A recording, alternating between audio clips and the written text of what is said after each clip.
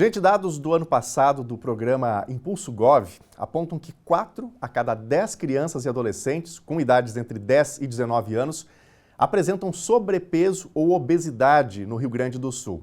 De 2014 para cá, o percentual passou de 34% para 40%.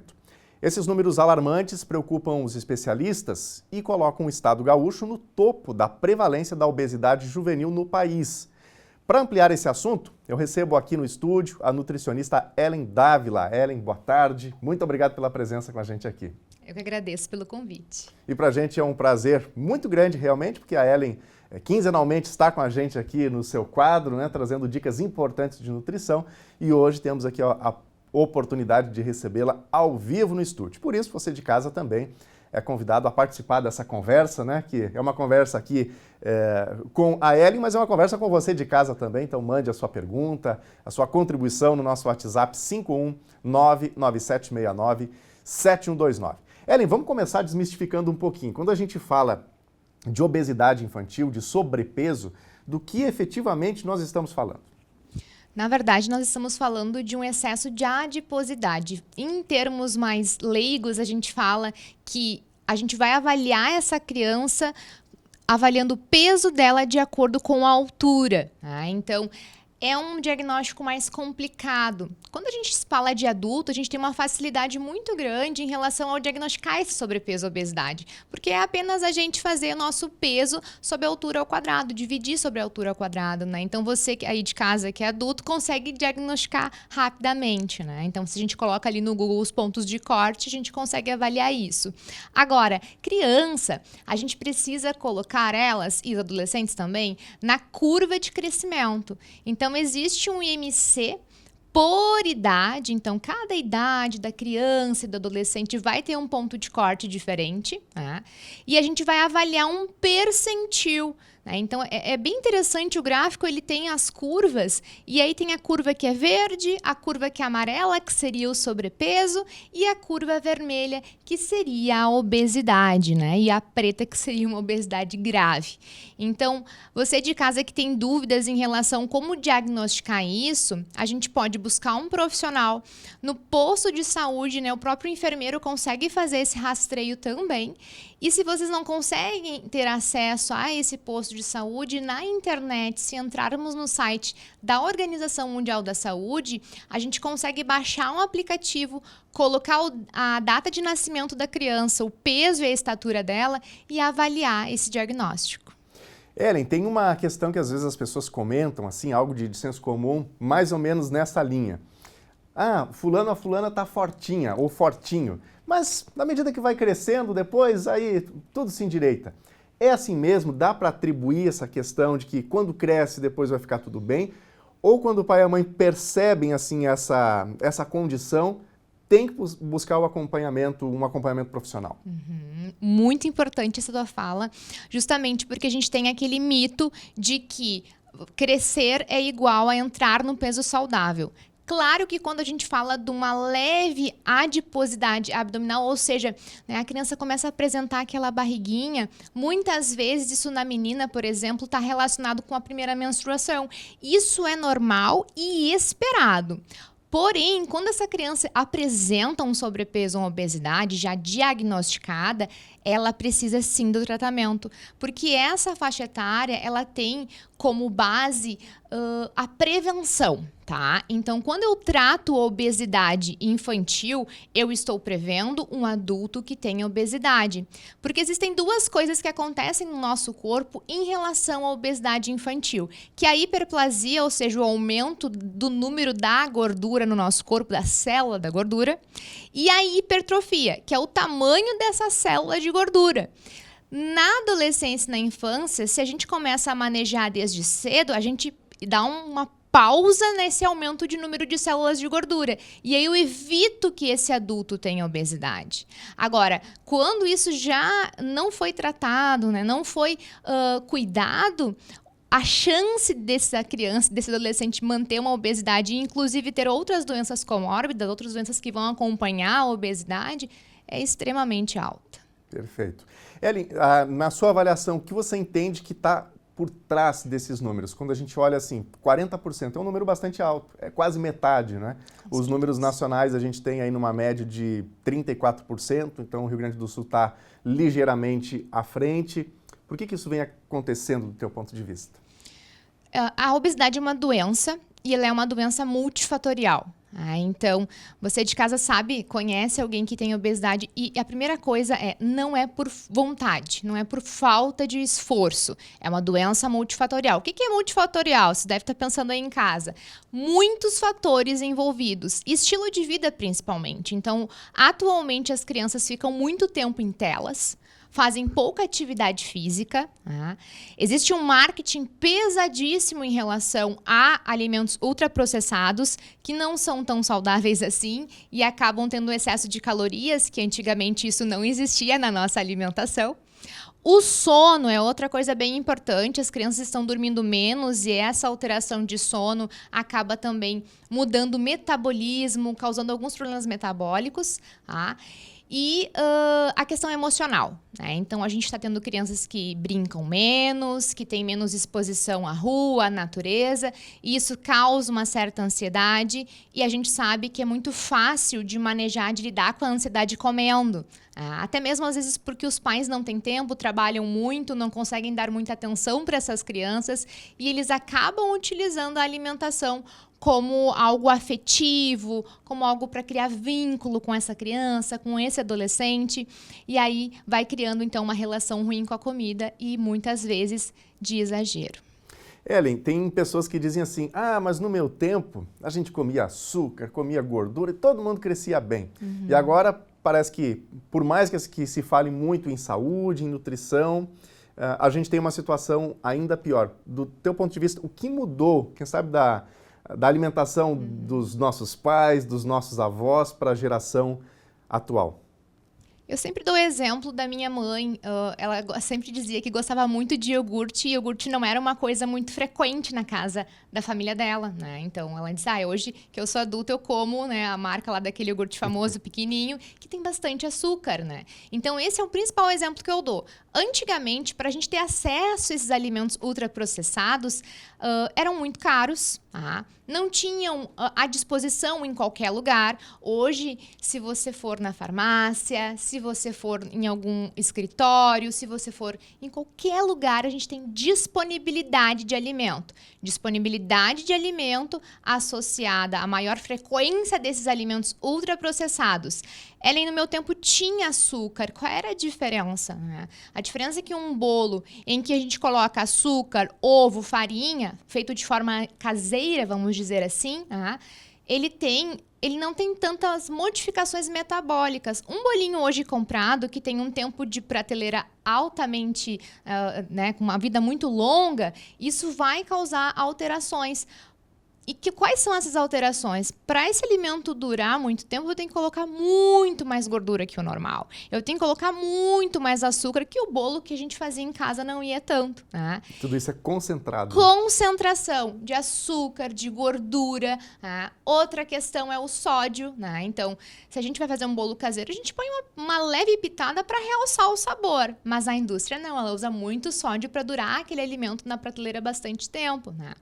Então, a grande diferença é essa, é o nível de processamento, ou seja, é o jeito de eu fazer. Se a gente faz um bolo aí em casa, ele não dura muito tempo, ele mofa, né? O bolinho comprado pronto, deixa ele em cima da pia ali aberto para ver quanto tempo ele está durando, né? E isso por conta desses nutrientes aí que a gente conversou anteriormente. Fica ali um tempão.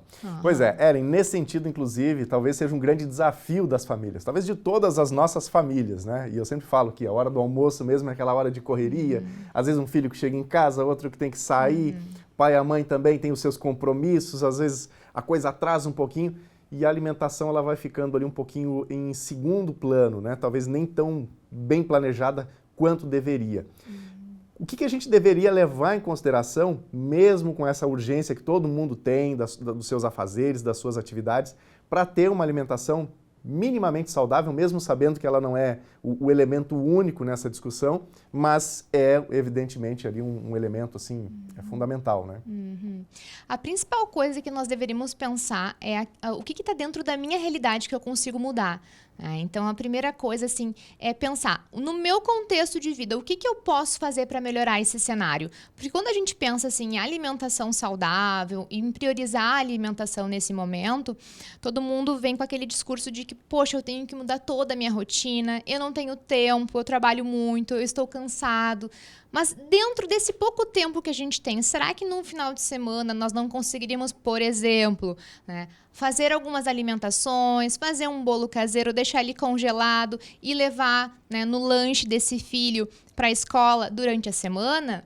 Usar, porque para a gente fazer um bolo ali, a gente sabe que dura em torno de 1 hora. E, inclusive, existem alguns sites que mostram qual seria o valor em relação... Claro, o bolo comprado pronto pequenininho é um valor barato, A farinha é mais caro. Mas quando a gente coloca isso, em escala correta ali de quantidade, sai muito mais em conta. Então, a gente economiza... A gente está participando ali da produção da alimentação e isso para a criança é extremamente importante, essa exposição, como que é feito o alimento, isso melhora até, inclusive, a saciedade dessa criança, Então, é um ponto bem positivo. E a gente fazer esse aproveitamento do tempo, então, congelar, deixar as porções prontas, isso vai fazer com que facilite a sua rotina pesada. Sempre ter algum alimento mais natural, Então, hoje a gente tem aqui em Cachoeira a nossa feira, com custo-benefício bom, os produtores locais, Então, isso tudo a gente pode estar utilizando e se aproveitando dessas oportunidades que temos dentro da nossa rotina. E o principal é cuidado com a exposição desses alimentos ultraprocessados na casa de vocês, Então, poxa, Ellen, a gente tem o costume de tomar refrigerante todos os dias, O ideal seria não tomar, mas a gente pode pensar numa redução, vamos escolher um dia. Até porque, quando a gente tem uma criança com obesidade, a gente proíbe extremamente todos os alimentos que ela estava acostumadíssima a consumir, o que isso vai gerar? Vai gerar um desejo maior ainda. E aí, numa oportunidade longe da família, longe de casa, ela vai ter um hiperconsumo. Muito bem. Bom, eu quero falar mais sobre esse tópico daqui a pouquinho. Antes disso, deixa eu colocar aqui na tela uma mensagem que a gente recebeu. Muito criativo, aliás, já agradeço aqui de antemão, é o Jairo que está participando. Jairo, obrigado aqui pela tua mensagem. Boa tarde, vejam se está bom assim. Olha aí, ó. Jairo tem aí várias verduras, acho que tem ali alguns cereais, não sei se identifiquei bem, mas está bem colorido aí, Está colorida a mesa do Jairo. É por aí o caminho, Ellen? É por aí o caminho, perfeito. E ainda uma boa dica do Jairo são os potes, Deixar as saladas prontas, lavadas para facilitar o consumo. Chegou do mercado, já deixe tudo higienizado, pronto, facilita o acesso, porque muitas vezes a gente não consome não porque não gosta, mas porque está difícil de fazer. É verdade. Aí complica um pouco mais. Exato. Muito obrigado aqui ao Jairo pela participação. Você de casa, se quiser interagir, fazer aqui uma pergunta para a Ellen, compartilhar alguma experiência, fique à vontade também, Nosso WhatsApp, vamos deixar na telinha aqui, para que você também possa enviar aí o seu questionamento, a sua participação. Ellen, você estava falando um pouquinho sobre uma criança que eventualmente está já ali numa situação de sobrepeso, e aí você falava um pouquinho sobre essa questão de talvez não limitar demais, de como o pai e a mãe podem lidar com esse aspecto para que não haja ali uma recaída, ou que esse adolescente, essa criança depois vá consumir esse produto em excesso. Qual que é o caminho, como que os pais deveriam lidar com essa situação, até pensando em autoestima, principalmente para quem está saindo da infância, entrando na adolescência, tem ali as pressões do grupo, a questão da aparência. Como lidar com esse momento? Perfeito, ótima pergunta. Em relação a isso, a gente tem vários estudos científicos mostrando que quando a gente rotula essa criança ou rotula o adolescente que tem obesidade como gordo, fortinho, preguiçoso, isso na verdade aumenta a obesidade e aumenta também os índices de incidência, de aparecimento de depressão, doenças mentais como um transtorno de ansiedade generalizada. Então, tudo isso acaba trazendo um efeito muito negativo para a vida dessa criança, desse adolescente. Como que a gente poderia, então, fazer para falar com os nossos filhos, nesse sentido? Primeira coisa é o estilo, o tom de voz que a gente vai usar. Então, usar um tom de voz neutro, perguntar mais do que falar. Filho, você acha que já está saciado? Tu ainda está com fome? Como que tu identifica essa fome? Ela é uma fome mais da cabeça ou ela é uma fome mais do estômago? Para que isso? Para a gente acabar avaliando se essa criança não está comendo mais por ansiedade do que por fome de verdade, fome física. Então, a gente pode também, com crianças menores, pegar um balão assim, e deixar ele vazio e mostrar, olha aqui o estômago vazio. Enche mais um pouquinho, poxa, já preencheu, está confortavelmente cheio. Seria mais ou menos isso que a gente deveria parar de se alimentar. Agora, quando o balão está extremamente cheio, é o nosso estômago extremamente cheio. E isso não vai ser bom para nós. Vai nos afetar a nossa energia, o nosso crescimento, a nossa disposição. A gente não vai conseguir jogar futebol de uma maneira adequada, né? Vai prejudicar a questão da escola. Trazendo mais para esse lado do rendimento, da vida daquela criança, de forma mais lúdica. Nunca apontando, poxa, você deveria comer menos porque você está gordo, né? Se tiver essa linguagem pesada, vamos dizer assim, essa falta de acolhimento, talvez o resultado seja justamente o oposto, né?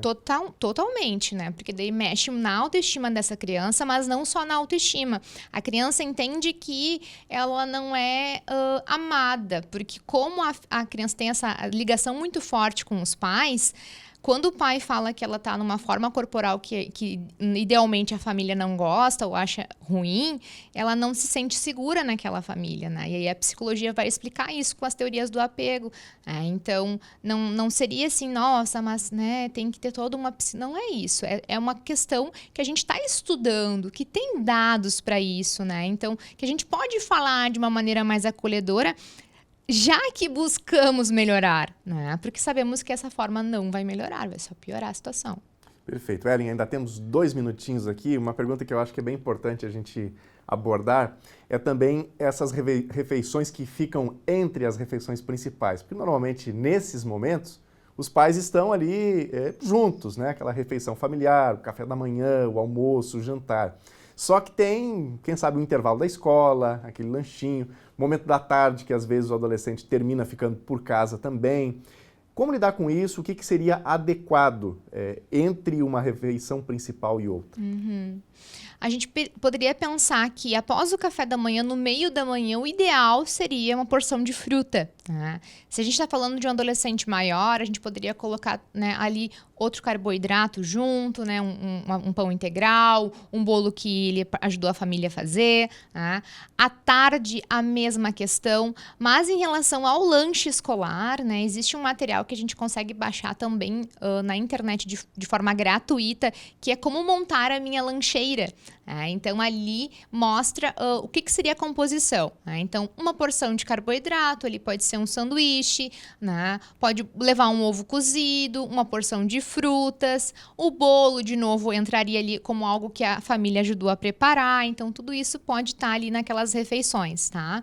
Mas o mais importante do que a refeição no meio das refeições principais é não consumir alimentos logo antes das refeições principais, né? Então, não expor essa criança a uma casa em que tem alimentos de fácil acesso e que ela está se alimentando o dia inteiro. E isso às vezes acontece, né? Os pais deixam lá em cima da mesa uma bombonière, né? um pote com bolacha, né? Biscoitos, bombonzinho, bombons, exatamente, balas, né? Então, deixar nessa casa disponível e mais fácil acesso a alimentos mais naturais, alimentos que vêm da terra.